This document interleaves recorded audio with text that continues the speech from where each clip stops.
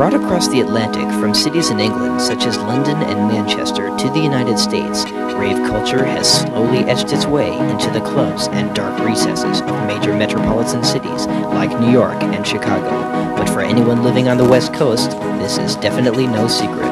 For on any given day, a quick stroll down the streets of either San Francisco or Los Angeles will reveal a unique subculture which has ultimately been embraced as part of the city's own. And as we will see, when Los Angeles grabs a hold of something, it is not so quick to let go.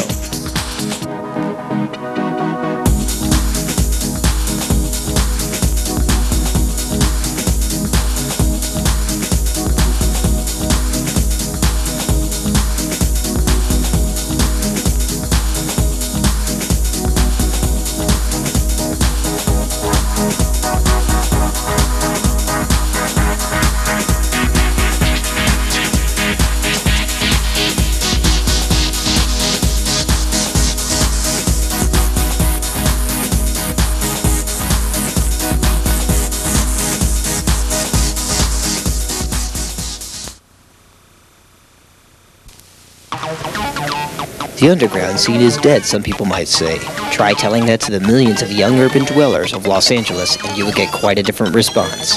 For although it may have taken refuge along the surface of the city streets, it was, is, and will always be far from deceased. You can find it with the young people of LA and the many different aspects of their lifestyle.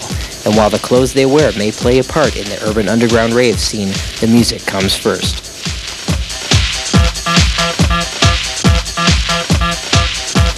Record stores catering solely to the underground can be found selling a wide selection of hip-hop, techno, deep house, and Latin grooves.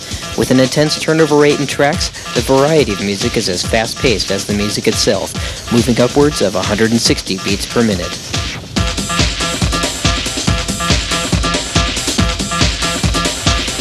This very rapidly changing subculture even has its own voice in the form of a monthly magazine publication known as Herb. Raymond Roker, editor of Herb magazine, explains his views on the strengths and progressions of rave culture. Well, I mean, I started just going to clubs like, everybody else did. As far as back then, it wasn't really like going to a rave. It was the clubs had just started to break off the mainstream, path. And I started at a club like OAP.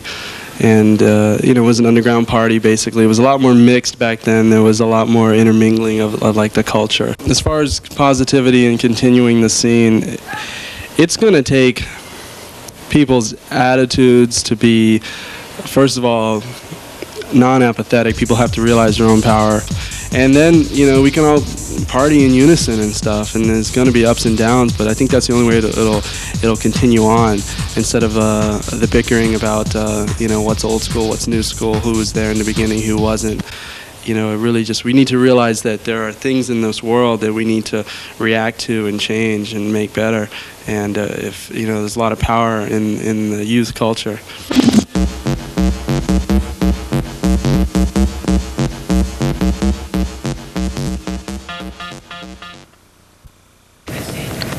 While so far we have seen a glimpse of the urban underground rave culture during the day, its favorite place to be is definitely the night.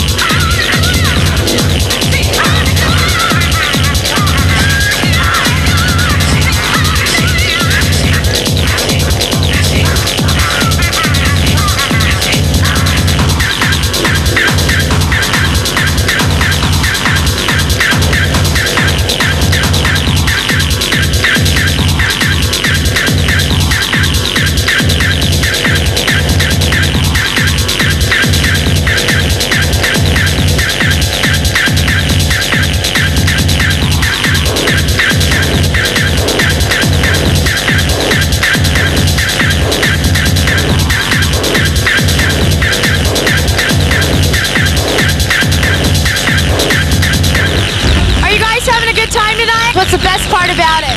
You don't know? All right.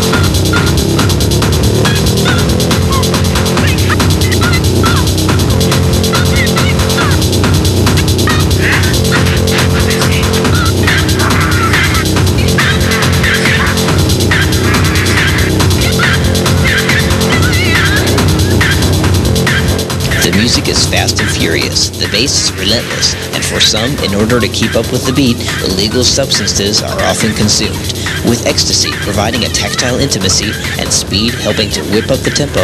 The ambush of sound, fury, and blaring samples combine to create an apocalyptic catacomb of hardcore raving. Jason Bentley, DJ and assistant editor of Urb Magazine, gives his views on the urban rave culture. One thing about raves is it's a lot of young people and a lot of young energy. And so you say to yourself, okay, we have a lot of young people who have their ideas and are growing up in this world and are part of our society and are really the future. And they're all coming together and they've got this idea of raving. So what can we do with that? Can we be conscious ravers? Can we do something productive with this energy? And one of the most important things about it, one of the most important problems is that it's not instructional, it's not lyrical, it's not didactic. It's not like folk songs of the 60s where you could be told to do something or have an attitude. It's like this strange amorphous attitude instead. You know, it's not spelled out. And so I think if anything, what needs to be done is it needs to be linked with a message. I think the rave environment is very psychedelic, and you don't necessarily have to be on drugs to appreciate that. But I imagine it helps if you are. It enhances things because drugs are sensory enhancements, and so if you're seeing or hearing loud, odd things that are disorienting and lighting and weird stuff, you're going to react to it strangely, and it might be somewhat enjoyable. So, I don't think that rave needs to be pegged with a kind of a drug face that you can't rave without being on drugs. I think that's ridiculous. I really am defensive on that point also, in that I think drugs are in our society very prevalent. Drugs are the answer everywhere. I mean, you know, we're constantly bombarded by commercials that are saying drugs are the answer, no matter what the drug. However, many do see drugs as an integrated part of raves, the objective being to have the wildest experience possible. Rave promoter Tommy G gives his insights on drugs and the rave culture. The faster drugs and the faster music is the key thing. Everything's gotten a lot faster. What I like to see at the raves is just what happens. Chaos, everything going wild. It's great. What I think for the future of the raves, I don't think drugs will have anything to do with it.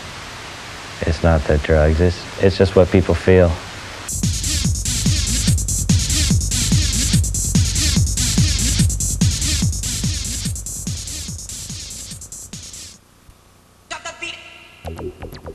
What do you guys like? What do you guys like most about the rave? The music. Just the speakers.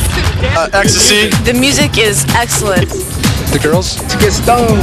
Good music. The dancing. There's lots of really good energy. Everybody's so friendly. It's cool, man. The stereo system is excellent. You gotta groove and, you know, let your emotions out. The bitches, man. Totally. The bitches, okay. Hey, you guys, where's your parents? At home, sleeping. Where do they think you are? At a rave? They know you're here? Yes, they do. Thinking about my friends watching, Dracula? I don't know, we can all do this again sometime.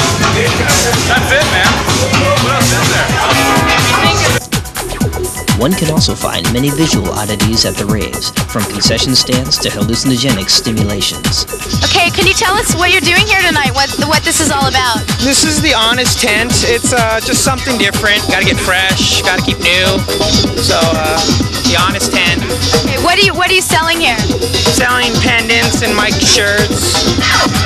And I'm trying to spread positive vibes. What are you guys doing behind here? What is this? It's like Virtual reality is the next step in modern technology. Go for it, Travis. The senses, the eyes, and the brain. Very good there. Very well said. yeah.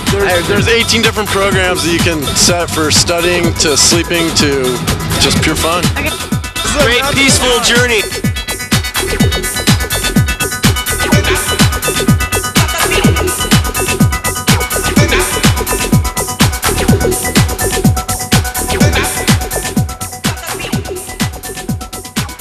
The urban rave scene has now moved above ground and is quickly gaining an even greater following of young people who see raves as a way of venting the tensions of urban life. The underground scene will continue to evolve, but the music, the DJs, the designer drugs, and the fashions will go on being confrontational and aggressive with each new manifestation.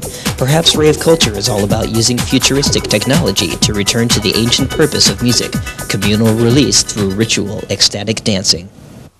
The aim of the game is to feel real good. You are the people of